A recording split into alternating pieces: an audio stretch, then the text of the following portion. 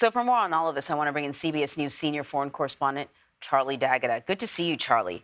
So this is fascinating. I think for a lot of people, after watching this story, they probably kind of dug into the Wagner Group and who are they and who's Prigozhin. How does a guy go from Putin's chef to commandeering, not commandeering, but to collecting a group of trained fighters that are threatening the Kremlin? Yeah, Anne-Marie, you know, this was real. My phone was blowing up on Friday night. We saw the Wagner Group headed from Rostov-on-Don up to Moscow. The Russians had to call in Chechens in support. You got to remember that all the Russian forces are fighting in Ukraine. They aren't exactly there to defend their own country. And Moscow went into lockdown. These are all real things. And President Putin had to address this real thing that was happening. But in terms of Yevgeny Prigozhin, he is a 62-year-old, essentially a career criminal. You know, he spent, he was locked up, did a 12-year term, a 12-year sentence for armed robbery and assault. He then went on to build this business empire, largely restaurants in St. Petersburg. Vladimir Putin at the time was a rising star in St. Petersburg, and that's where they became friends, and he became known as Putin's chef. But soon it started to go into other sort of alleged organized crime deals. He started up internet troll organizations. He's wanted by the FBI for meddling with U.S. Elections. He's now involved, and the Wagner Group are involved in several different countries, in Africa largely, in the Middle East, and now in Ukraine. And what's not new is he has been criticizing, as you saw in Ian Lee's report, criticizing the defense minister and top Russian generals during this campaign, particularly in Bakhmut, where he just said they've been starved of ammunition, and then claiming that they were attacked by Russian forces. So this is a character. It'd be interesting to see how he deals with his future, especially the next few days ahead. But what was going on over the weekend was real.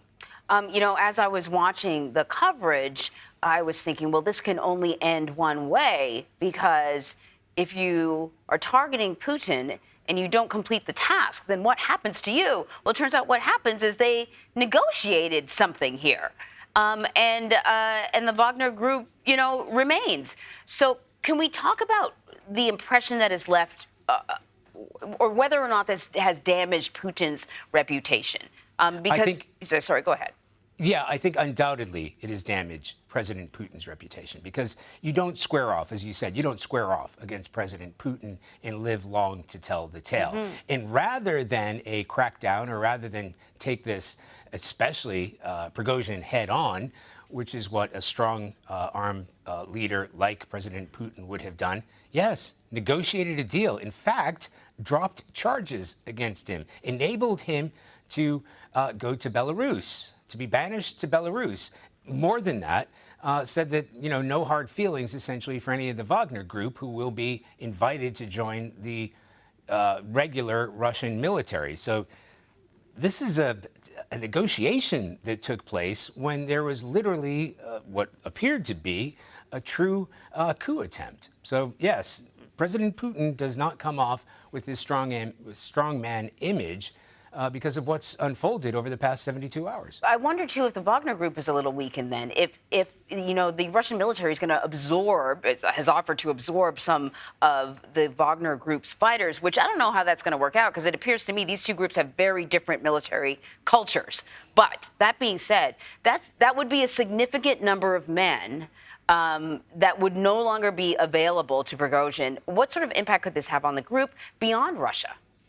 Well, you're right to say that there are loyalties for Prigozhin and for Wagner, not necessarily with the Russian military. And you also have to remember that these forces, tens of thousands of them, are battle-hardened. They have fought some of the most difficult and bloody battles in Ukraine. So they consider themselves a league apart from the regular Russian military. So that to one side, you also have to raise questions as to what happens with the sort of international Wagner Group. Wagner is involved in Syria, helping Bashar al-Assad's forces there.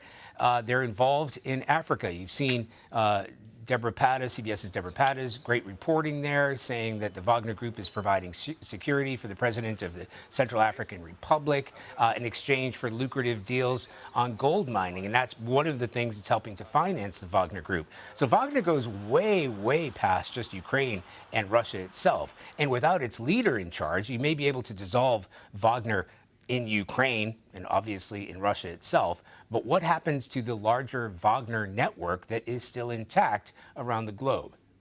Well-funded, well-trained, well-armed, leaderless military group. This cannot go well.